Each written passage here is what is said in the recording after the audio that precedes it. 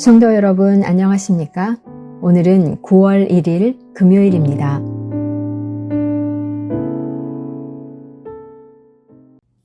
오늘의 말씀은 누가복음 6장 12절에서 19절 말씀입니다. 이때에 예수께서 기도하시러 산으로 가사 밤이 새도록 하나님께 기도하시고 밝음에 그 제자들을 부르사 그 중에서 12를 택하여 사도라 칭하셨으니 곧 베드로라고도 이름을 주신 시몬과 그의 동생 안드레와 야고보와 요한과 빌립과 바돌로메와 마태와 도마와 알페오의 아들 야고보와 셀롯이라는 시몬과 야고보의 아들 유다와 예수를 파는 자들 가룟 유다라. 예수께서 그들과 함께 내려오사 평지에 서시니 그 제자의 많은 무리와 예수의 말씀도 듣고 병고침을 받으려고 유대 사방과 예루살렘과 두로와 시돈의 해안으로부터 온 많은 백성도 있더라. 더러운 귀신에게 고난받는 자들도 고침을 받은지라. 온 무리가 예수를 만지려고 힘쓰니 이는 능력이 예수께로부터 나와서 모든 사람을 낫게 함이러라. 9월이 시작됐습니다. 9월의 절기는 백로와 추분 있는데요. 이제 낮과 밤의 기온 차이가 나면서 공기 중에 수증기가 맺혀 이슬로 흰 이슬이 되어 백로라 이야기합니다. 백로에 관련된 속담을 찾아봤더니 벼 이삭과 관련된 속담이 많았습니다. 그러니까 이 백로 무렵에는 벼가 패고 수확을 준비해야 될 때라 여겨집니다. 아마 들녘을 조금 바라보신 분들은 해룡이나 별량 가는 길에 이미 벼 타작이 끝나서 그 논들을 바라보았을 겁니다. 추분이 9월 23일인데 추분 지나면 우레소리 멈추고 벌레가 숨는다 이렇게 하면서 낮이 점점 짧아지고 밤이 길어지는 계절이 변화하는 시간이지요. 또 올해는 9월 28일에 추석이 들어있기도 합니다.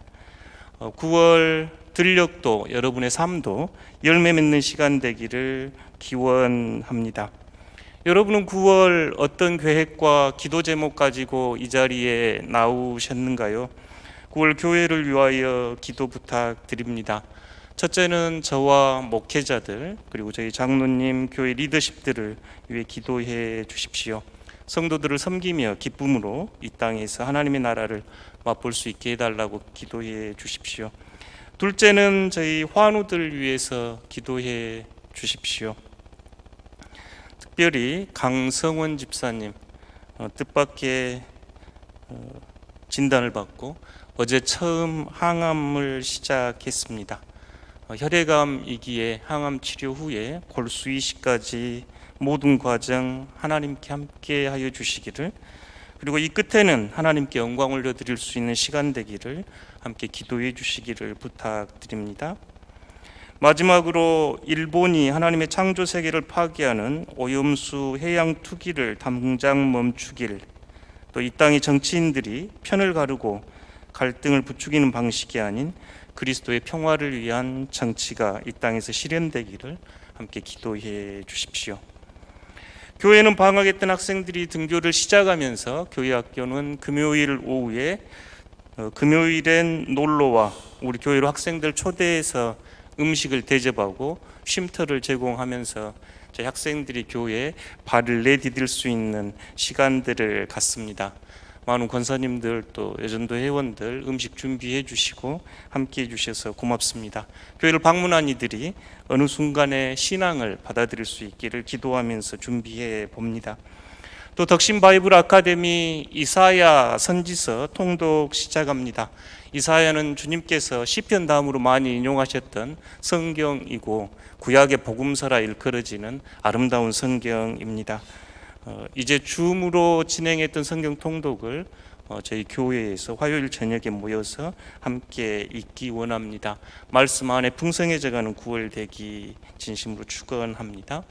9월에는 또 저희 안수집사의 오남선교회 3040위원회 등이 함께 모여 추석 전에 순천시의 세 가정 선택하여 집 수리를 하고 집안을 돌봐주는 이웃 돌봄도 실천합니다. 또한 교회는 추석 전에 교회 주변 상가와 이웃을 방문하며 추석 인사 드릴 계획입니다. 교회 사역 위에 하나님의 은총이 함께하고 참여하는 모든 분들에게 하나님께서 큰 은혜 주시기를 바랍니다. 여러분은 어떤 마음으로 오늘 이 자리에 이렇게 함께 하셨는가요? 9월 첫날 다시 신발끈을 조여매는 마음으로 오늘 복음 누가복음 6장을 준비하였습니다. 이 누가복음 6장은 목회를 처음 시작할 때 제가 목회의 길잡이로 삼았던 복음인데요. 예수님의 하루를 보여주는 말씀입니다. 예수님은 밤을 새워 산에서 하나님 앞에 기도하셨고 동이 트자 제자 12를 택하여 제자 공동체를 세워서 그들을 사도라 칭하며 사명을 주십니다. 그리고 낮에는 평지로 내려오셔서 하나님의 말씀을 가르치고 많은 환자들을 치유하는 예수님의 하루의 모습이 드러나 있습니다. 이 말씀은 또한 교회에서 제자 훈련을 진행할 때 제자 훈련의 내용 세 가지로 담는 내용입니다. 그 영어 단어에서 제자와 훈련은 의미가 같습니다. 저희가 예수님을 잘 따르기로 마음에 결단했다면 우리에게 남는 중요한 과제는 제자 훈련입니다. 좋은 제자가 되기 위해서는 제자 훈련에 충실해야 하지요. 그런데 이 훈련은 금메달을 따거나 어떤 목적을 달성하는 훈련이라기보다 하나님이 활동하실 수 있는 공간을 내려는 노력, 그러니까 제 안에, 여러분의 삶 안에 하나님께서 일하실 수 있도록 공간을 내는 게 제자 훈련의 목적입니다. 집도 책상 위도 우리 마음도 다른 것으로 가득 차 있다면 어떤 것도 할 수 없듯이 우리 마음에도 차 있는 것들이 좋은 것이든 나쁜 것이든 참 많은데 하나님께서 일하실 수 있는 공간, 하나님께서 일하실 수 있는 시간을 우리 마음에 만들어내는 것이 제자 훈련의 목적입니다. 제자 훈련은 순서가 중요한데요. 예수님께서 기도하시고 혼자가 아닌 여럿이 함께 하셨고 그리고 하나님의 긍휼을 드러내는 사역을 이렇게 펼치셨습니다. 그런 저희가 신앙의 삶, 신앙의 여정 걸어갈 때도 가장 먼저 기도하셔야 하고 그리고 홀로가 아닌 여럿이 함께 공동체를 일구어가고 그리고 그 공동체 안에서 하나님의 긍휼과 사랑이 드러나는 사역의 자리로 열매를 맺게 됩니다. 오늘 이 복음을 통해서 기도 또 공동체 사역이라고 하는 이 제자 훈련이 여러분 안에 하나님이 일하실 수 있는 공간 또 하나님께서 활동하실 수 있는 공간을 만들어내는 9월 되기를 진심으로 축원합니다. 그 끝에 여러분의 삶에 그리스도의 열매를 맺는 복된 9월 되십시오. 첫 번째 기도인데요. 12절 말씀 함께 읽어보겠습니다. 이때에 예수께서 기도하시러 산으로 가사 밤이 새도록 하나님께 기도하시고 아멘.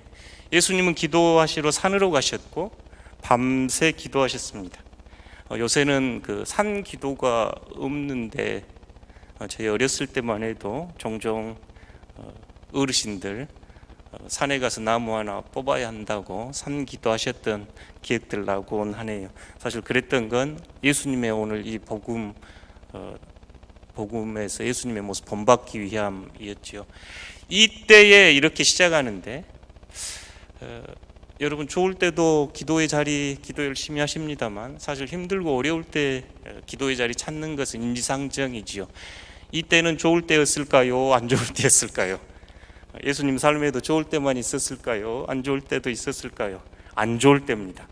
제자들이 밀밭을 가면서 밀을 이렇게 비벼서 먹고 또 안식일에 손이 마른 사람을 치유하자 제사장, 서기관, 바리새인들이 화가 이만큼 나가지고 어떻게 해야 하나 노기가 가득해 있을 그때 예수님께서 취하셨던 방법은 변명을 하거나 방어를 하거나 이러지 않고 산으로 가셔서 기도하셨는데 기도의 자리가 얼마나 힘드셨으면 밤새워 하나님께 기도했다 이렇게 지금 말씀하고 있지요.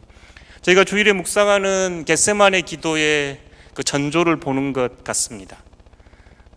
죽음의 그림자가 점점 다가올 때 주님은 산으로 가셔서 만일 아버지의 뜻이거든 이 잔을 내게서 옮겨주십시오.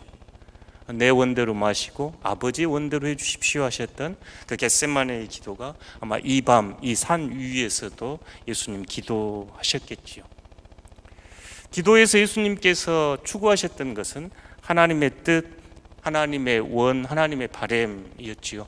여러분의 삶의 기도도 내가 원하는 것, 내가 바라는 것 거기서 출발할 수 있지만 기도의 끝에는 하나님의 뜻이 드러나기를 원합니다. 이것은 내가 정말 원하는 일이지만 아버지의 원대로 해주십시오 하면서 밤새워 기도하셨던 이 예수님의 기도를 여러분도 본으로 삼기를 진심으로 바랍니다. 영성가들은 예수님께서 밤새 기도하셨으면 도대체 어떤 기도를 하셨을까? 예수님은 왜 그렇게 종종 힘들 때마다 들로 산으로 광야로 가서 그렇게 기도하셨을까 하면서 그 기도의 본질을 하나님의 사랑받는 자, 하나님의 기뻐하는 자라는 음성이라고 이야기합니다. 예수님은 그 자리에 앉아서 세상 사람들의 인정이나 세상 사람들의 존경이나 아니면 자신의 목숨의 안정이나 자신의 생존 또는 자신의 어떤 힘을 구하지 않고 하나님 앞에 온전히 사랑받는 자로, 하나님 앞에 온전히 기뻐하는 자로 서는 자리였다고 이야기합니다. 이 음성이 우리 귀에 들릴 때 세상의 많은 음성으로부터 자유로워지고 우리 안에 하나님이 활동하실 수 있는 공간이 생겨납니다. 그런데 가만히 이렇게 우리 자신을 보면 하나님의 사랑받는 자, 하나님께서 기뻐하는 자라는 음성을 듣고 살아가는 것이 쉽지 않지요. 그렇게 예수님께서는 밤새워 기도하셨습니다. 저희가 일상 안에서 이 예수님처럼 사랑받는 자 음성을 듣는 가장 좋은 방법은 일정한 시간 정해놓고 기도하고 말씀 묵상하는 방법이지요. 코로나19가 지나오면서 저희 덕신교회는 덕신예수라고 하는 묵상집을 만들어서 여러분을 말씀 앞에, 기도 앞에 꾸준히 초대하고 있습니다. 특별히 3040 모임에서 말씀 묵상, 나눔, 기도 나눔이 활발하게 진행되고 있기에 참으로 감사드립니다. 그 말씀 안에서 하나님의 사랑받는 자 음성을 듣는 기도의 자리로 채워지는 9월 되시기를 바랍니다. 두 번째, 예수님께서는 이제 홀로 하셨던 기도 밤을 새우고 13절에서 16절은 이제 날이 밝고 그 산 위에서 제자들을 세우는 모습인데요. 13절 보니 밝음에 그 제자들을 부르사 그 중에서 12를 택하여 사도라 칭하셨으니 하면서 이제 12명의 이름을 쭉 등장시킵니다. 이 말씀을 가만 묵상하면서 저희가 코로나19 지나고 그 전보다 더 변한 것은 매우 개인주의가 심화되고 또 저희 삶도 점점 편해지면서 여럿이 뭐 하는 것보다 혼자 하는 게 편하지요. 예수님도 가만 생각해 보면 홀로 하시면 더 좋았을 걸 왜 제자들을 함께 했을까? 예전이나 지금이나 여럿이 함께 하는 것은 쉽지 않는 일이지요. 우리도 어떤 일들을 해보면 그렇습니다. 사실 공동체로 여럿이 함께 뭔가 추구하는 것은 어려운 일입니다. 공동체에 대한 정의 중에 하나가 공동체란 당신이 가장 함께 살고 싶지 않는 사람이 항상 살고 있는 곳이다. 동의되신가요? 저희 교회 안에서든 아니면 뭐 직장이든 어떤 조직 안에서든 저희가 함께 뭔가 해보려고 하면 가장 살고 싶지 않는 사람이 항상 있는 곳이 공동체. 오늘 12사람 이름도 가만 보면 예수님이 택하여 사명을 주는 사도로 뽑는 12 이름 중에 마지막 이름 가룟 유다도 있지요. 예수님을 배신한 사람이지요. 어쩌면 공동체 안에서 내 눈에 어떤 누군가가 참 불편할 수도 있는데 어쩌면 다른 사람이 보기에 나도 그런 사람일 수 있겠지요. 나도 누군가의 눈에는 가룟 유다처럼 보일 거고 불편한 사람 있겠지요. 그런데 왜 예수님은 홀로 사역을 하는 대신에 이렇게 제자들과 함께 공동체를 세우셨을까요? 그 이유는 예수님께서 하나님 앞에 단독자로, 하나님 앞에 기도하는 자로 서 있는 사람은 항상 공동체로 부름받기 때문입니다. 하나님의 사랑받는 자라 하는 음성은 나를 향해 주시는 음성일 뿐만 아니라 여러분과 함께 이 길을 걷는 모든 이들을 부르시는 음성이기 때문입니다. 하나님을 아버지라 부르고 고백할 때 우리 모두가 하나님의 자녀이고 나와 함께 살아가는 이들이 하나님 안에서 한 가족이기에 공동체는 매우 본질적입니다. 그래서 기도의 자리에서 하나님의 음성을 듣는 자들은 본질적으로 공동체를 이루라는 소명을 받습니다. 공동체는 하나님 안에 있는 우리의 신앙의 고백이지요. 그런데 공동체 삶이, 신앙생활이 늘 어렵습니다. 우리가 어떤 일을 경험할 때 우리가 먼저 던져야 할 질문은 내가 옳은가, 너가 옳은가라는 질문이 아니라 우리가 믿고 있는가 질문해야 합니다. 교회의 문제가 됐던, 가정의 문제가 됐던, 직장 안에서건 서로 갈등이 있고 해결해야 될 문제가 있을 때 너가 옳다, 내가 옳다 이럴 일이 아니고 우리가 정말 하나님을 믿고 있는가. 옳은 분은 하나님이기 때문에 그렇습니다. 우리가 공동체 안에서 어떤 문제가 있을 때 누가 옳고 누가 그른가 따지기보다 우리가 먼저 진지하게 하나님을 믿는가 고백하는 덕신의 공동체가 되기를 진심으로 축원합니다. 혼자 하면 편하고 혼자 하면 더 잘할 수 있을 것 같지만 주님께서도 공동체를 세우셨고 우리도 덕신의 예수 공동체로 이렇게 함께 신앙생활해 갑니다. 서로 깎이고 서로 도와가면서 그리스도의 본을 닮아가는 모습이지요. 이런 모습에 대해서 베드로는 베드로후서 1장에서 하나님의 신성한 성품에 참여한 자들이라고 여러분을 축복합니다. 여러분 모두는 하나님의 사랑받는 자이고 하나님의 신성한 성품을 가지고 참여한 자들이기에 이 덕신의 성도들은 베드로후서 1장 5절에서 7절을 다시 한번 기억하고 마음에 새겨봅니다. 이 가을 저희가 어떤 열매를 맺어야 한다면 우리 교회에 주신 이 말씀을 함께 새겨보기 진심으로 원합니다. 암송하시겠지만 암송 못하신 분들을 위하여 오른쪽 벽에 베드로후서 1장 5절에서 7절 말씀 걸었는데요. 함께 읽어보겠습니다. 시작. 그러므로 너희가 더욱 힘써 믿음의 덕을, 덕의 지식을, 지식의 절제를, 절제의 인내를, 인내의 경건을, 경건의 형제 우애를, 형제 우애에 사랑을 더하라. 아멘. 베드로 이야기처럼 여러분 이미 이거 가지고 있고 알고 있는 내용인데 더욱 힘써, 지금 베드로가 이렇게 이야기하지요. 더욱 힘써서 여러분 안에 믿음을, 또 믿음 위에 덕을, 덕 위에 지식을, 절제를, 인내를, 경건을, 형제 우애의 사랑을 더하는 이 열매가 9월에 우리들이 맺는 열매가 되기를 진심으로 축복합니다. 교회에 대한 정의가 여러 가지 있는데 그 중에 하나가 하나님 은혜의 정원, 아름다운 표현이죠. 교회에 대한 정의가 하나님 은혜의 정원입니다. 저희 작은 화단에도 핀 꽃들 참 다양하고 또 그 화단을 찾는 나비나 벌도 또 새도 여러 종류입니다. 우리 공동체가 그러지요. 제가 교회에 사임하겠습니다 그랬더니 저한테 성도들이 하신 말씀이 목사님 너무 잘하려고 그러지 말고 중간만 하십시오. 제가 늘 여러분에게 너무 잘하려고 싸우지 말고 중간만 하는 교회가 되라 그 이야기를 기억하면서 오히려 저에게 이렇게 말씀해 주셔가지고 제가 할 말이 별로 없었습니다만 교회 공동체는 하나님 은혜의 정원이니 저희 너무 잘하려고 싸우는 공동체 되지 말고 중간만 합시다. 공동체는 너와 내가 같다, 비슷하다, 공통점이 더 많다 하는 곳에서 시작이 됩니다. 내가 특별하다, 내가 너보다 뛰어나다 하는 곳에서 공동체가 시작이 되는 게 아니고 우리 모두 하나님 앞에 부족하고 죄인임을 고백하는 그 자리에 있는데, 삶의 자리에서 보면 우리 모두 연약한 존재들입니다.